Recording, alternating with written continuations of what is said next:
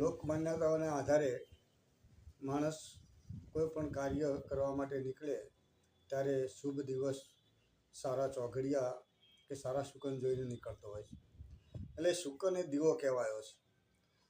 એટલે શુકન શાસ્ત્રમાં કહેવાયું કે ડાબો ખર જમણો વસિયલ પેસનતો પાતાળ, ડાબો ખર જમણો વસિયલ પેસનતો પાતાળ, એ નર પામે પદમણી નાર કાંતો પામે કીર્તાળ. ખર એટલે કે ગધેડો. ગધેડો જમણી બાજુથી ડાબી તરફ આડો ઉતરે તો શુભ માનવામાં આવ્યું છે. એ પ્રમાણે જમણો વસિયલ પેસનતો પાતાળ એટલે કે આપણે નીકળીએ ત્યારે ડાબી બાજુથી સાપ જમણી તરફ જઈ અને દરમાં ઘૂસતો હોય, દરમાં પેસતો હોય તો એ અતિ ઉત્તમ શુકન માનવામાં આવે છે.